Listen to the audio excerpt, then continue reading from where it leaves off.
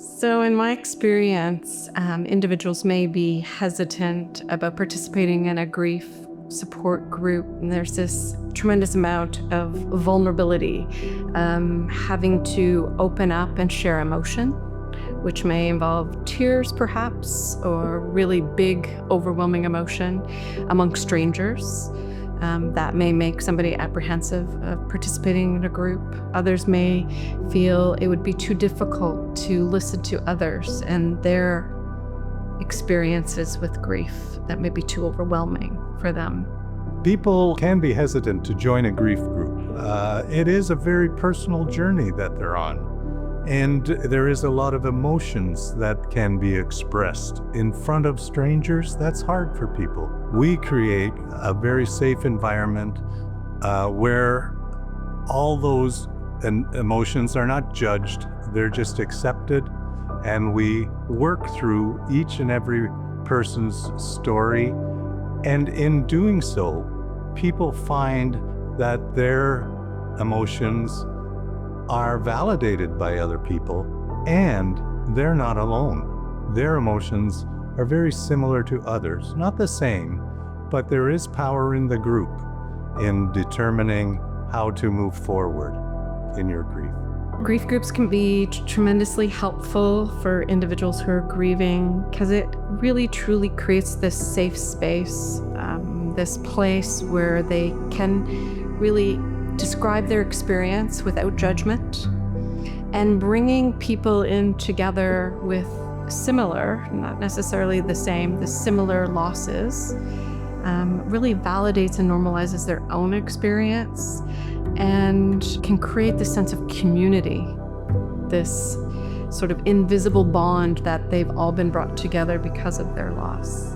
Often what has happened is these folks who meet together will continue to meet long after the group has finished. That is really one of the big wins that can come out of the grief groups, is this sense of community and support. So given that grief is and can be very isolating and very lonely, having people come together in a group can maybe lighten that a little bit, even for those brief moments they're together. What we find in grief groups, it's very powerful and healing because people hear that they're not alone. Their grief journey may be individual, but there are common themes they hear, and in that way, they are validating what they're feeling. The groups are very powerful that way in joining together a community of grievers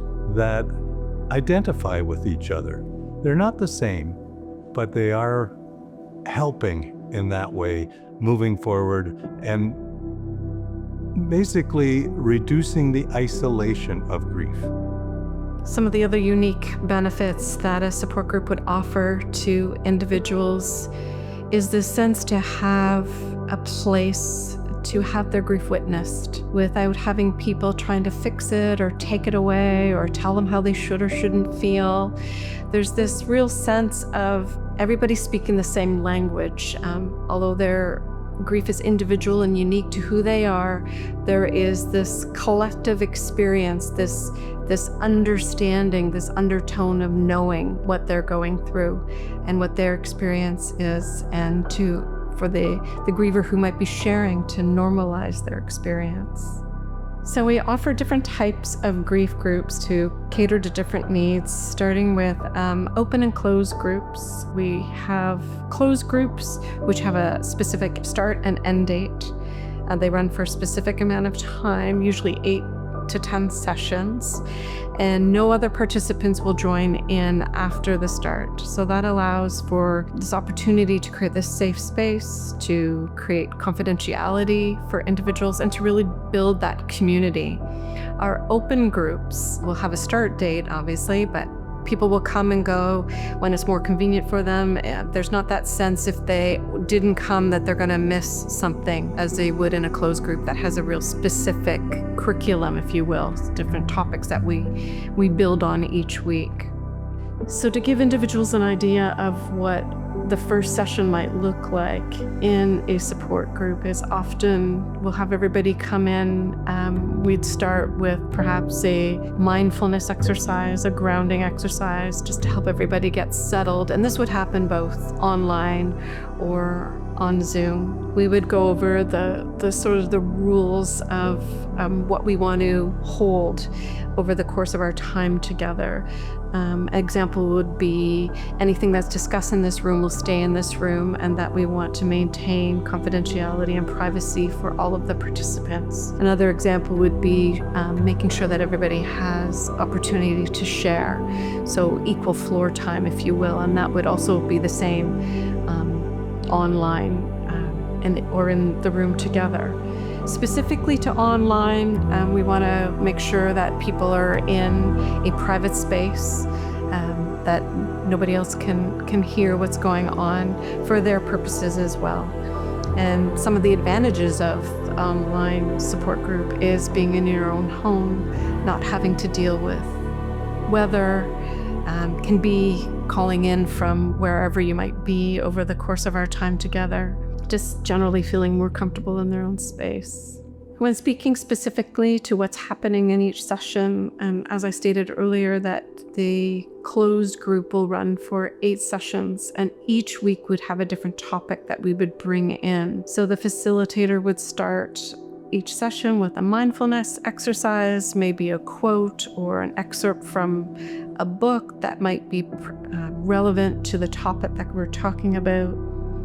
We often will do a check-in to just see how everybody's managed in the last week, maybe what's come up for them, what they'd like to share with the group, recognizing that each individual's experience is different. So we're not there to give advice or tell others what to do, but to share from their own personal experience, like I found or what works for me. So we try to be clear on the language. From there, we do a little bit of psychoeducation around the actual topic, and then we give each participant an opportunity to share their experience. And then we close off the session with a mindfulness exercise, and again, maybe a quote or a reading or something that might be helpful and supportive for the grievers. Generally, I try not to advise people that if they should or shouldn't join a group. Usually what I would do if people are uncertain about participating in a group is to ask more questions. Where does the uncertainty lie? What are their hesitations? And just really get curious around sort of their uncertainty if they feel that the grief group is for them or not. And that's okay. We have other options for people, and grief groups aren't for every individual. So specific to Dorothy Ley, the offerings that we have for grievers range from psychoeducation, so learning about grief itself. So we have a monthly webinar called Understanding Grief for the Newly Bereaved, and anybody can join that. You register, you get a reminder, it's an online program, you have to just sit and listen. After that point, if you wish to participate in other offerings that we have at Dorothy Ley, you would have a screening done to determine the best level of care, the best level of support for you. And from there, we could help determine whether or not one-on-one grief counseling, one-on-one bereavement companioning, which is offered by our volunteers who are trained in bereavement. We have men's coffee group, which is an open group, which people can pop in and out, and that is volunteer run. And then we have our spousal, our parents, and our expressive arts, which are all groups. So for myself and my own experience as facilitating grief groups, it truly is an honor and privilege to bear witness, to walk alongside grievers, and to watch the transformation that happens over the short period of time that we're together, to see the magic that happens, the ability for individuals to lean into their grief, to share vulnerably their own experience, and what happens with them when others are there to witness, to validate, and to normalize their experience with such tenderness, empathy, compassion, and it truly is a privilege.